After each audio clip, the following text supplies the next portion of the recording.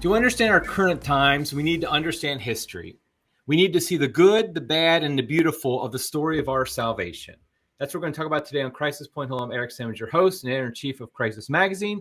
Before we get started, I just want to encourage people to smash that like button, to subscribe to the channel, let other people know about it. We really appreciate all the subscribers we've been adding recently.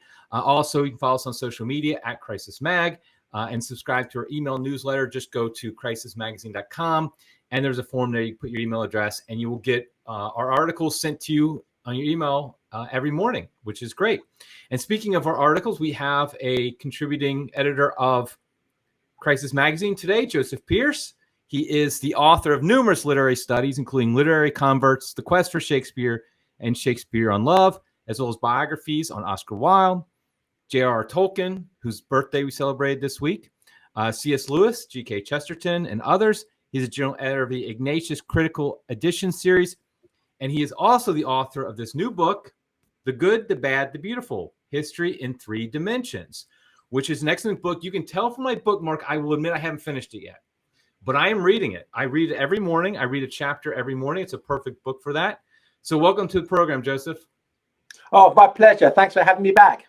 Yeah, I should add to your bio, too, when I have you on. Joseph is one of my favorite authors.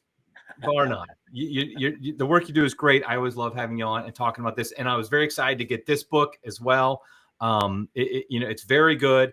And so I just think I want to just start off kind of asking, there's various church history books out there. I've emphasized on this podcast before. In fact, just this week I did how Catholics need to know history. Why is it important to know history? We all know the quote, you're doomed to repeat it. But why is it actually important for us to know history, specifically as Catholics? Well, there are a few reasons. In the broadest sense of the word, if we don't know where we've been, we don't know where we are. And if we don't know where we are, we don't know where we're going. So at the broadest level, that's why everybody needs to understand the past, both their own past and the collective past, which we call history. But one of the reasons I wanted to write this book was that many of us fall into the progressive trap, even if we consider ourselves to be anti-progressive, in the sense that we buy into the idea that because of technology, things are going to get better and better in the future, or if you don't like it, worse and worse. But it's going to happen, right? There's an inexorable process where we are progressing through science into some sort of age in the future, which is either a golden age or a doomsday age or whatever. But in actual fact, what history is human. First and foremost, right? It's human. So we have to understand who we are. And when we understand who we are, we see actually history is not a progress or a regress in one definite direction. It's a tapestry woven of the three aspects of what it is to be a human person, which are the good, the bad, and the beautiful. By which I mean the good is homo viator, a traveling man or pilgrim man on a pilgrimage, man on a quest. The purpose of life is to get to heaven. So everybody who's trying to get to heaven is on that quest for heaven is homo viator. They are either the saints or at least those who are trying to be saints, are working at it. And then, but against that, you have the bad, which is the absence of the good, in Augustinian terms. And that's homo superbus, proud man. And that this is the man who refuses the quest, who refuses the journey, refuses to be the pilgrim to heaven and wants to go his own way instead, doing his own thing. And then the third is anthropos, the Greek word for man, which means, according to Plato, he who turns up in wonder, he who looks up in wonder. And to see beauty, to see the kiss of the life of God's presence in the beauty of creation, but also to be the imago Dei, to be creative ourselves, to actually to make beautiful things in emulation of the beautiful things made by our Creator. So the good, the bad, and the beautiful. And of course, these three aspects of who we are is in here. So that struggle is going on in each of us as individuals. And if that's the case, it's going on in each human society from the beginning to the end, which is why, we have these three threads running through every century. And I've tried to have one chapter for each century, but showing those three threads running through. So history should be seen as a weird woven tapestry. In other words, a tapestry woven by God's providence of what it is to be human, not a progress towards some age in the future. Yeah, so the book is laid out very easily. Like what I do is I just read a chapter every morning. I just after I finish praying, I'm like, okay, I pick this up, I read a chapter, and it's very interesting like that. And I want to talk about some centuries in a minute, but I would like you to kind of describe maybe how the thread of good is throughout history, but also then the thread of bad and the thread of beautiful. Like it, the book for reading purposes is split into centuries. But of course, that's not how actual history works. It just continues to happen. But what is that thread of good and that thread of bad and thread of beautiful? Like, what are the commonalities that just keep on happening over and over again throughout history? Well, the book was inspired largely by the words of Pope Benedict XVI, and I actually quote him at the beginning in the prologue, that ultimately the only defense of the church are the saints that she's inspired and the great works of art that she's inspired. In other words, the good and the beautiful. And so we see basically the template of all of history, I think, laid out in the gospel. We have Christ and his followers, and then we have the rest who are not his followers, who are the majority. And of his own followers, we have the Judas. So what we have Christ says that we have to take up our cross. Voluntarily doing that is to become homo viator, pilgrim man, following Christ on the Via Dolorosa of life. But failure to do that makes us the bad. Now we can do that. We can be Caesar. In other words, we could be secular, or we could be Judas. We could be the heretic or the corrupt person within the church, within the mystical body of Christ, who's causing chaos and corruption from within. So in every generation, we have those who are trying to be saints and becoming saints. They're the good. We have the bad, which is both in terms of those who choose the world, choose the city of man over the city of God, and then we have the Judas, to those who are corrupted by the world, even though they are within the church. So that's what we see in the bad. And in every generation, we have beautiful works of art, architecture, visual arts, music, literature. And these shine forth the life of Christ in the goodness, truth, and beauty of what they are. And you talk about the beautiful, and I think that's something that when I first got the book, I was kind of like, I didn't really see that. Like what, the good and the bad, obviously. Of course, there's the good, bad, and the ugly that they talk about, from the movie. But it's like the good, the bad, and the beautiful.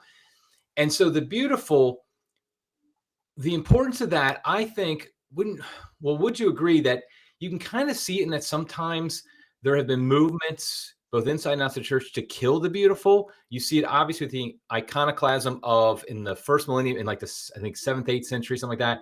You see it in the iconoclasm of the Protestant Reformation. You see it in the iconoclasm of today.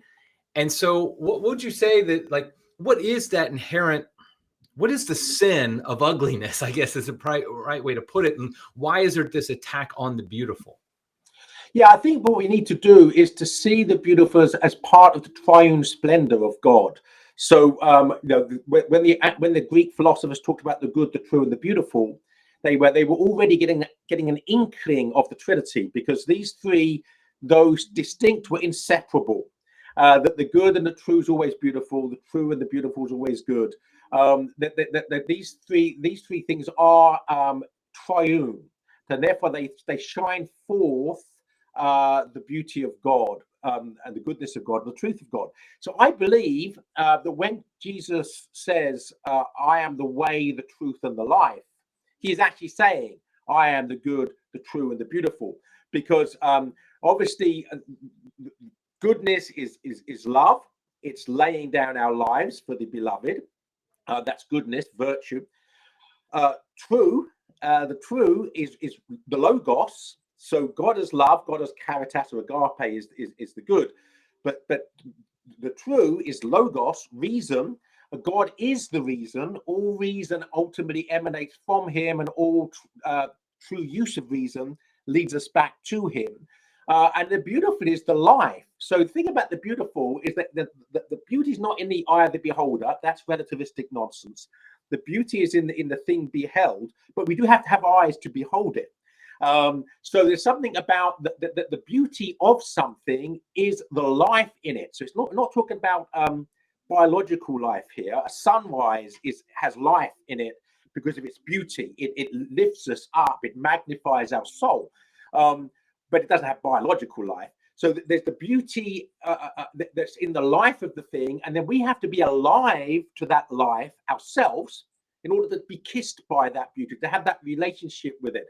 So the presence of beauty to be perceived requires the life of the thing beheld and the life of the beholder. So I do see when Christ says, "I'm the way, the truth, and the life," he is saying, "I'm the good, the true, and the beautiful." So we can't separate them. And what are some, like, in what ways is this beauty expressed throughout history? Because obviously how in the 2nd century, very different than perhaps the 10th century or the 20th century. But what are some examples of how beauty, particularly, Catholic beauty, how is it expressed throughout history? Yeah, well, what at the beginning of the book, I reflect what Chesterton does in his book, The Everlasting Man. The first half of that book is the man in the cave, and the second part is the God in the cave. But what Chesterton says about the caveman, he says, what do we know about the caveman? The only thing we really know about the caveman is the fact he's an artist. The only evidence we have of the caveman is the fact that he drew pictures on the walls of the caves. And Chesterton was trained as an artist, so they're actually very good pictures, the sense of movement, what have sense of form. Well, the earliest Christian art, where are the earliest Christians forced into being? In the catacombs, right? So the earliest remaining Christian art is the art to be found in the catacombs, and we know that there's music in the early liturgy. We know from the history of Gregorian chant that it has its roots in the Jewish temple. So the earliest liturgy of the church in the 1st century would have had beautiful music associated with it. So the beauty is something that accompanies history, along with goodness and truth, and of course the absence of those things, which is the bad.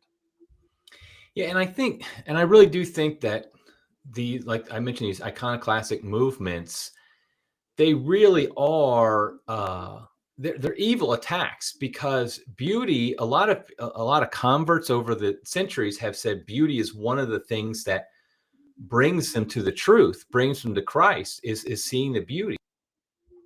And then when you see beauty, like the utilitarian type of architecture we have today, where everything is built just like for usage and not for beauty at all, it really does undercut the beauty of Christ, the beauty of the gospel, and it's in a way it's inhuman. I mean, because like you said, the first cavemen, we see their art. It's almost interesting that art is a sign of rationality, and a lot of people think of rationality and art is like in opposition. You have your math people, you have your art people, and they're not like they're completely opposites. But it's actually art that proves that it's not an animal that we're dealing with, that it's actually a rational being.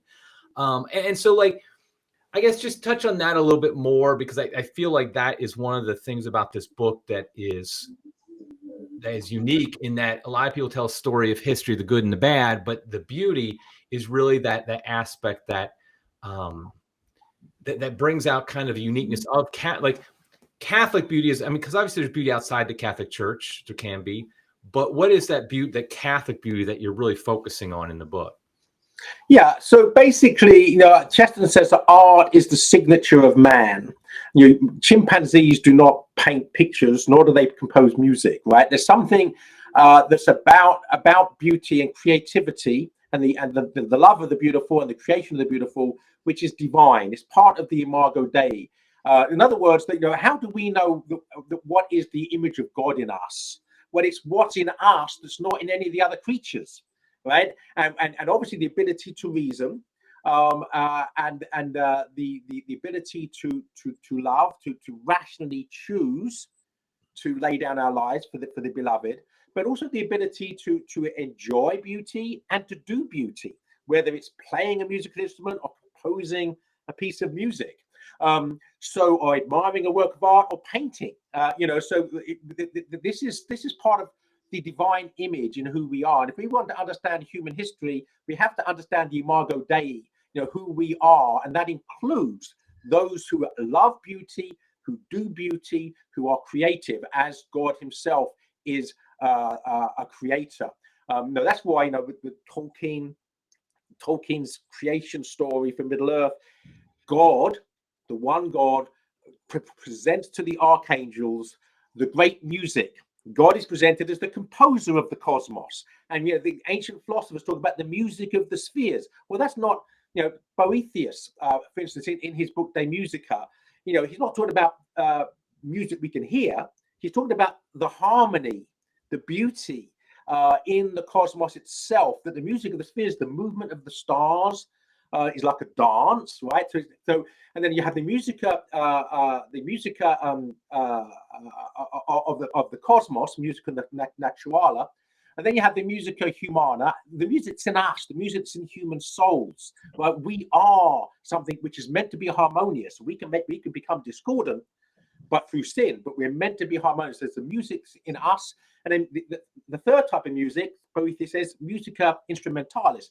That's when we incarnate this music in such a way we can hear it, right, by moving sound waves, as we would now say.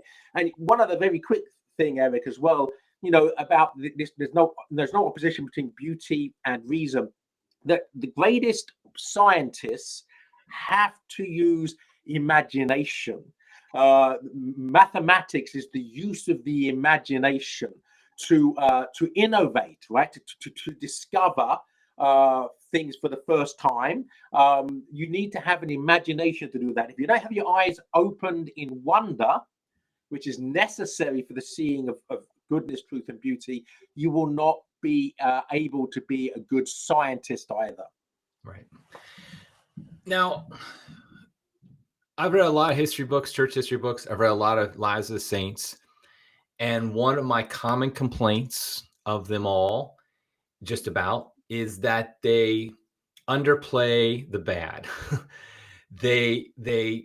I mean, I get it on some level, because especially some Lives of the Saints, you're trying to uplift and show. And I'm not saying that's a wrong thing to do, but I do feel like it makes it more difficult when we have the bad going on now, whatever now might be, whoever it is, that we are like, oh, but it used to be so great.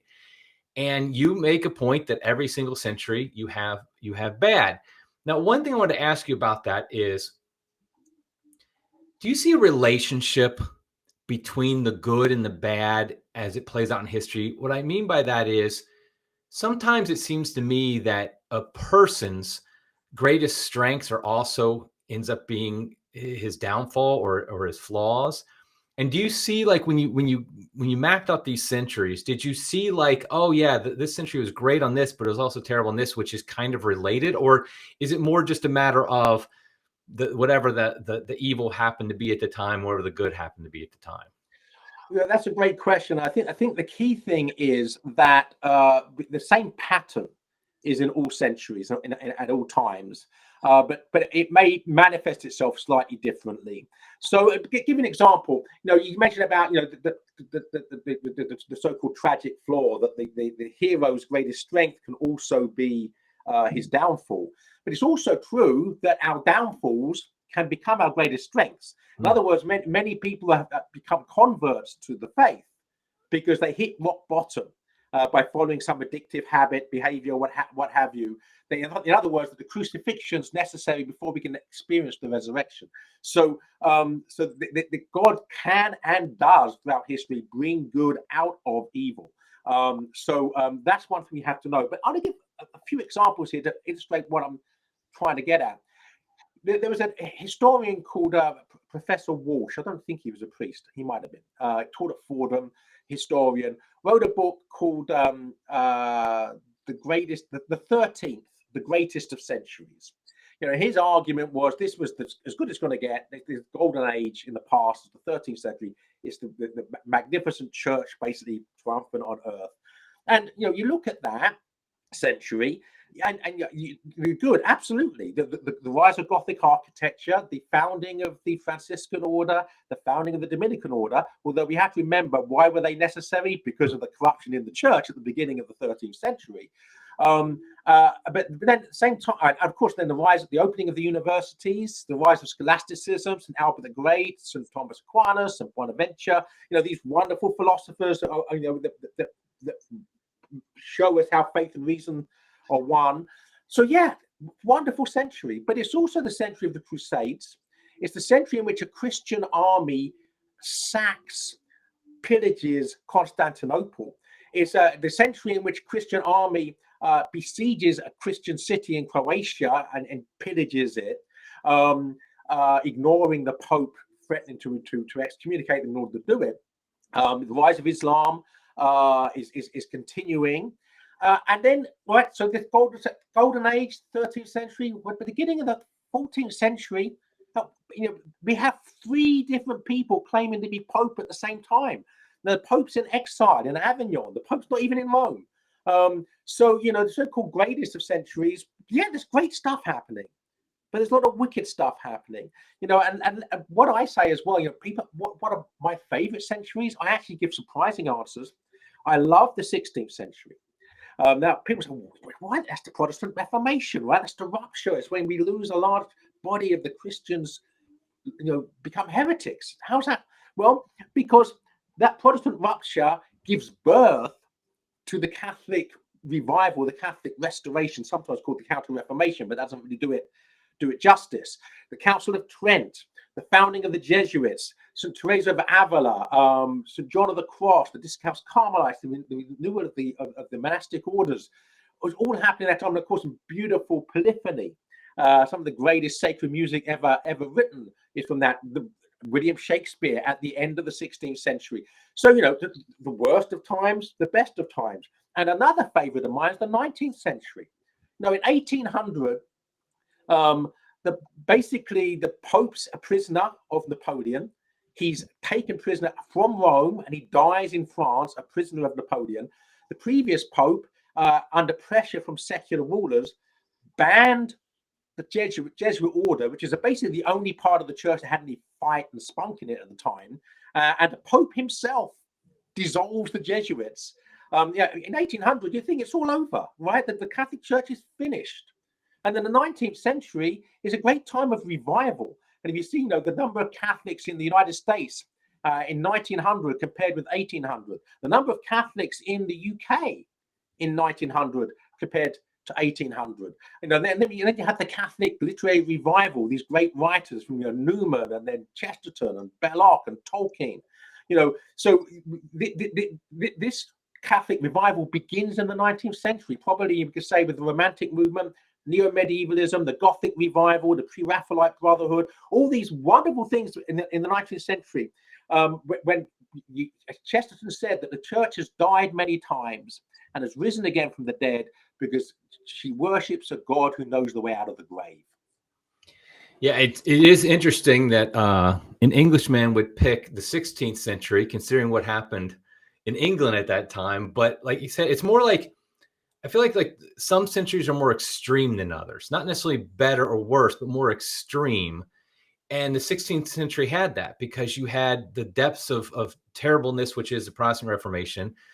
But then, like you said, you have some of the, when most people think of the greatest saints most people name like their top 10 greatest saints or top 20 greatest saints, a lot of them, a disproportionate amount will come from the 16th century. Yeah. And so it's like an extreme century.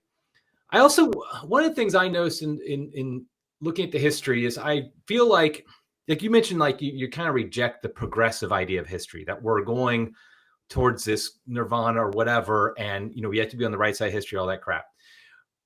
Would you say though, that in some way, not completely, that there is a certain, like circular nature to history or spiraling or something like that, in the sense that it does seem like sometimes the church goes great, things are going well, and then it kind of crashes. So like this 13th century, we have the situation with Francis and Dominic, St. Thomas Aquinas, all this, the Scholasticism, the Mendicants, all that stuff. And then we crash and burn almost, it seems like, in the Great Western Schism. You have that also in kind of reverse a little bit, because in the 10th century, which, I mean, it's usually ranked the worst for the, at least the papacy, if not for just the church. And then it leads to the 11th century, in which has the Great Schism, so it's still bad stuff. But then all of a sudden we have the big revival. Would you say there's a circular nature, or is that kind of also a bad way to look at it? Yeah, I think we can't see history as circular, because it's a tapestry and it tells a story. So there's a story to be told. So and it has a beginning and it will have an end. We are destined to be a small part of the picture in time. But this is the other aspect. We have to see history within the context of eternity. In other words, we have to see time within the context of eternity. So for God, and this is crucial, for God there is no past and there is no future. God's omnipresence means not just that he's present everywhere, though he is. I think in a much deeper sense, it means everything is present to him. So the whole of history is present to God and is being played out in his presence. And when we understand history in that sense, then we can certainly see it as something which is all present, right? So the past is present to us. The past is actually more present to us than the future, because where we are now, this moment, we can't be anywhere else because of the past, right? So the present is like a mathematical point. Chesterton says somewhere that it's so sharp, you know, when you try to live in the present, it's something similar to sitting down on a pin, right? So the present is something, as soon as we even perceive it, it's the immediate past. So we live in the past. We have nowhere else to live. The future exists to God in his presence, but to us is a figment of our imagination. In other words, you know, I may know what I'm going to be doing in an hour from now, and I probably will, right? In terms of all probability, doing what I think I'm going to be doing in an hour from now. But what will I be doing 3 years from now? I have no idea whatsoever. So, you know, so the future for us is nothing but a figment of our imaginations. So the past is the reality in which we actually live. Therefore, we have to understand it if we're going to know where we're going. Okay, so I want to take it a little bit like, what's the purpose of learning history? What's the purpose of this, our present? How does our past help form our present? One of the things that we talk about a lot at Crisis is the current crisis in the church and in the world. And we're always trying to help Catholics in particular navigate it, understand it, not lose their faith, all those type of things. And I've always said, one of the things I've kind of hammered on is like, you have to know history. And I don't know if I've always explained it that great, but like, how would you say, like, your knowledge of history, and like, for example, even doing research on this book and what have you, how does it help you today when, you know, some scandal comes up, corruption, whatever the latest thing, it happens in the church that has caused real people to lose their faith? You know, it's not something to take lightly. How does this help you, or does it help you kind of navigate what we're going through today? Yeah, again, a great question. I think that the first thing that I try to do in that book, is by having one separate chapter for each century and showing the good, the bad, and the beautiful in each century, is that we can see, if you like, the presence of God in each century, and each century being present to him. We can also see the absence of God in the bad, because that's what it means, turning your back on God, right? Refusing him. Which we have a right to do, because he's given us freedom, which is necessary to love. So, you know, that when we see history in that context, we can look and say, okay, we're living in dark times, 2024, right?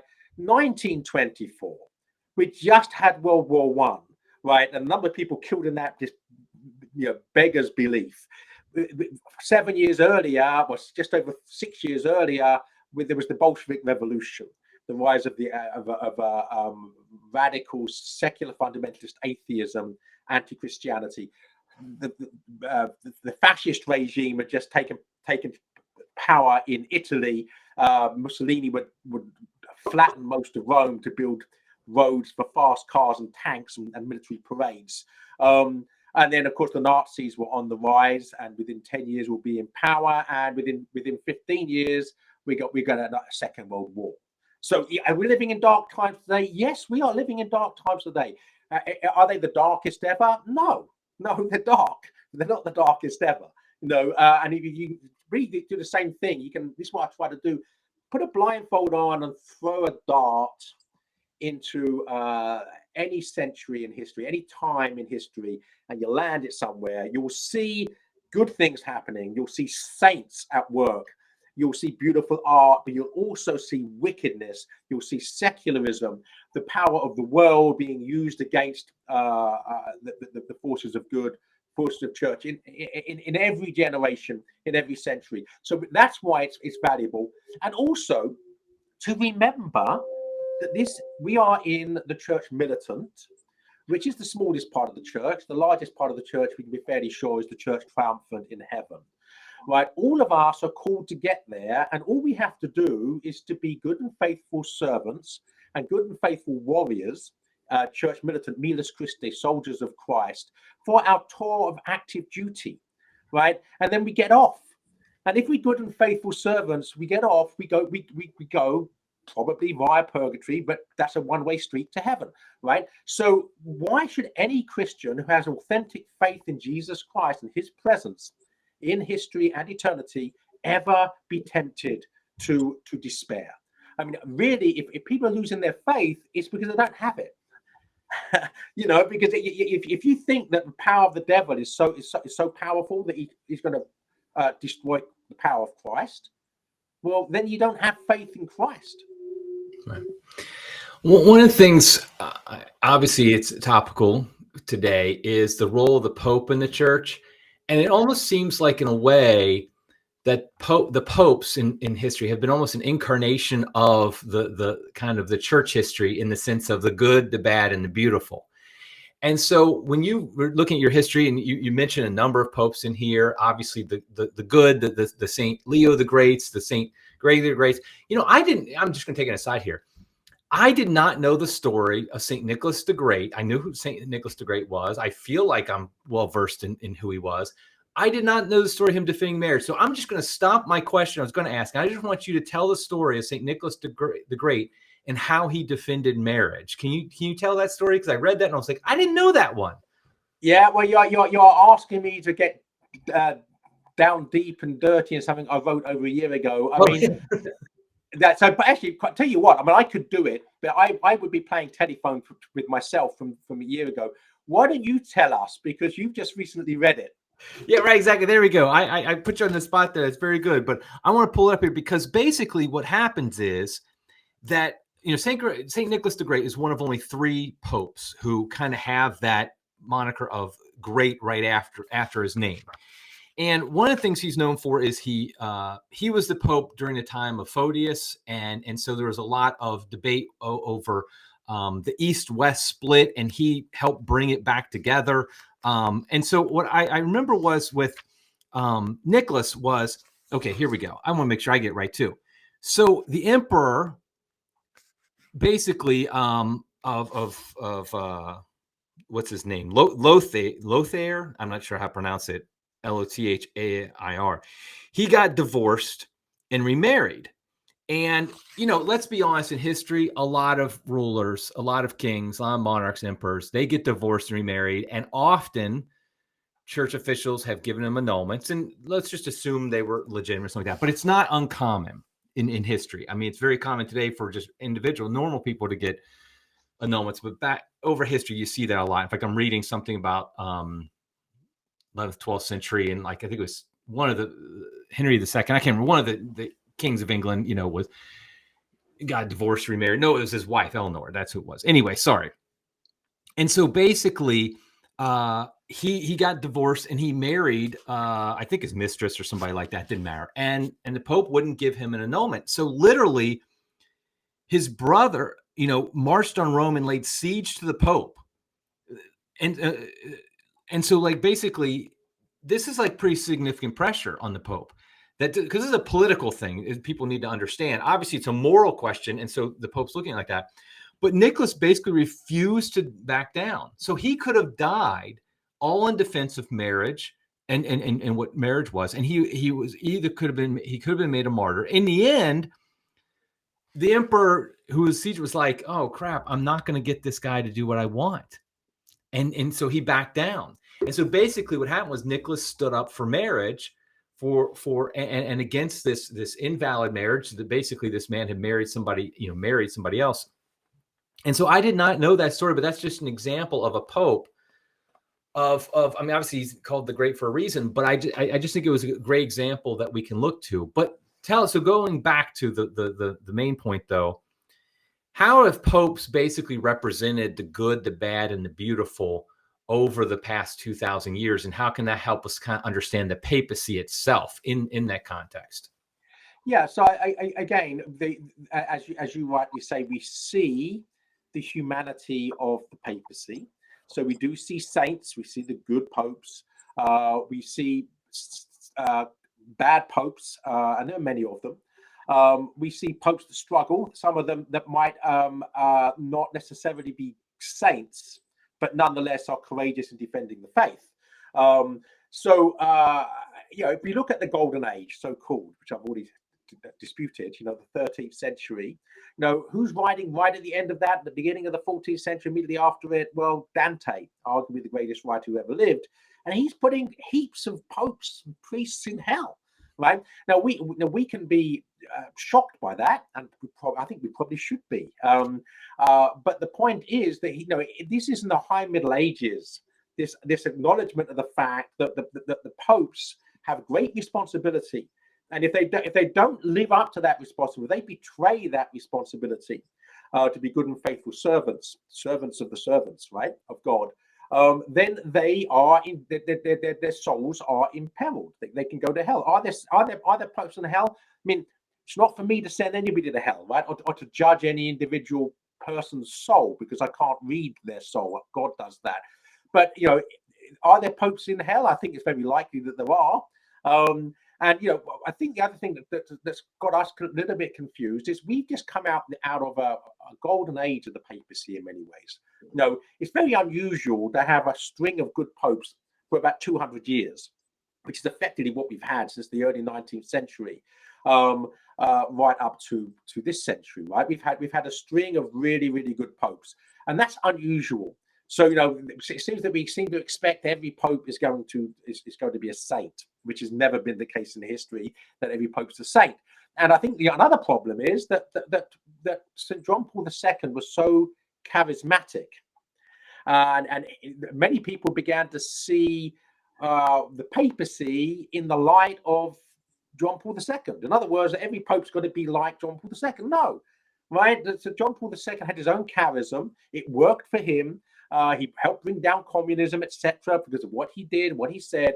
But that Benedict XVI is not John Paul II, right? So he has his own way of doing things. So I think we have to see the papacy again in the light of history, and not expect every pope to be a saint, not expect every pope to be good. Expect there to be occasional bad pope, because it has happened, and presumably will continue to happen.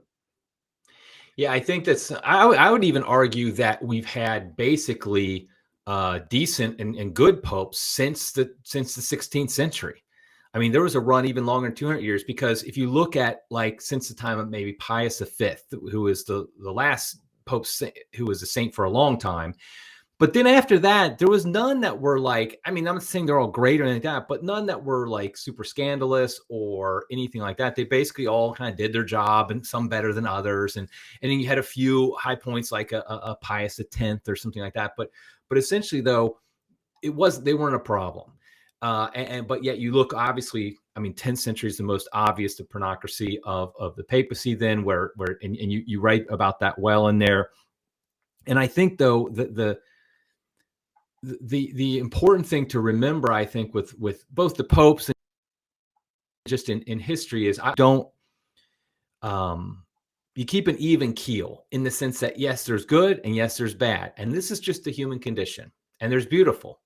And it's not oh my gosh, the sky is falling, or I mean, I'm a little bit surprised, but I think it's great how you're kind of saying the 13th century, yes, obviously there's good in it, but it's somewhat revisionist to act like it was just this perfect moment of Christendom, and that we all just, that's the ideal we have to strive for. Really, it was just, it had very good, but a lot of bad too. So I think that's good.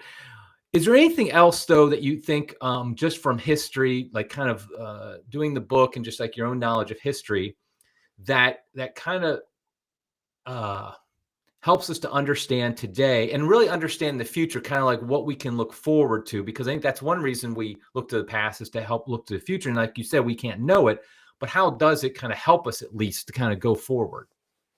Yeah, and that's obviously important. We need to know and understand the past in order to understand where we are, in order to understand the present and where we're going. So insofar as we can know the future at all, to at least be able, you can, if you like, plot a line from the past. We can see certain things happen. This sort of thing happens, and this sort of things happened in the past. What happened as a consequence of this thing happening? So, for instance, moral decadence. Moral decadence always leads ultimately to anarchy, and then anarchy ultimately leads to a tyrant, because people want someone to put an end to the anarchy. So the strong man comes up and takes over. So those sort of patterns you can see happening in history, and so we see that those patterns happening now. The problem is, I mean, I deliberately stopped in at the end of the 20th century, because it's myopia, right? The closer things get to us, the more blurred it becomes, because we can't really detach ourselves from it. And so I don't really want to start sort of talking about the history of the last 20 years, because we can't really see it in perspective. We have to look back and get that critical distance between us and the past in order to be able to see it in some sort of objective, coherent, cohesive sense. So I think it's dangerous to be trying to understand the present in a way that we can understand the past. We can see the past in focus. We can focus on it. We can see it clearly. We can look back and look at the whole landscape of the 20th century and see what happened. You can see so the Russian Revolution happens when 1924, 100 years ago, people believed that communism was going to conquer the world. And one of the reasons that Nazism and fascism rose is people thought they had to choose. Right? Either we're going to have a Marxist future or we're going to have a fascist future. You've got to take sides here. And where was the sanity to be found? In the Catholic Church. Catholic Church is social teaching. The Catholic Church is moral teaching. It's political philosophy. So the point is that in 1924 we couldn't see the fall of the Soviet Empire. We can't see that, but we can see it now because we look back. So we can look at the situation we're in now and think, oh, that's it. The communists have taken the world. It's all over. The modernists have taken over the church. It's all over. Well, sorry, we're too close. It's too messy. We don't know what the future will hold, except that we do know, if we have faith in Jesus Christ, that the gates of hell will not prevail. We do know that. Right. It's why it's what they call, the black swan events, where you just can't predict them, and they change history, and there's just literally nobody can predict them. That's the whole point of why it calls that. And so, like, I think that's something that we often forget, because I do think we think in linear terms. We look at, like, let's say the last 10 years, last 20 years, we look at that direction. We say, okay, it's going to continue like that. But of course, one problem is we're not looking at 100 years, 200 years, like that. And also, it doesn't work like that. It's not linear. It just, because it's going in this direction right now, does not mean it's inevitably going to go in that direction. It's kind of like you said, the progressive view of history is also kind of the flip side of that, is having, and I think some Catholics, we fall into this, and I say we because I can too, is a kind of a negative view of history that's just going to get worse. It just, progressives say it's only getting better, but sometimes I think we can kind of say, oh, it's only going to get worse. But I don't think that's true either, because obviously God, as you said, is always present. Now, one final question I want to ask you, and it's kind of funny because I was thinking maybe I shouldn't ask this, but I don't care because it's my podcast. I ask whatever I want. I did notice that there seemed to be a number of instances in which English history is brought out, which I think I can forgive you, being as you are the author of the book. You can talk about whatever you want, and me being the person I am and loving English history, I of course enjoyed it. So I just want to ask you, how has like English Catholic history, how has it impacted the history of the Catholic Church for the good, the bad, and the beautiful? Yeah, well, the first thing I would say, insofar as there is a bias towards the Anglosphere, should we say, towards England, a mea culpa, mea culpa, mea maxima culpa. No, not at all. Not at all. Own it. Great. But I wrote a book called Faith of Our Fathers, A History of True England. That is legitimate there, obviously, to focus on England. But what that is a great book, by the way. Just interrupt for a second. I'm looking at it right now. I can see on my bookshelf, Faith of Our Fathers.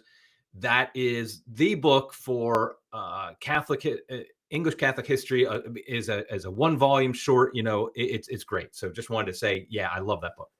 Thank you, Eric. I appreciate the plug. You get 10% on all sales. But obviously, with the new book, The Good, the Bad, and the Beautiful: History in Three Dimensions, I am trying to be balanced and keep things in perspective. Hence the 3 threads, and hence 1 chapter per century, right? But also, I didn't want a bias to come out.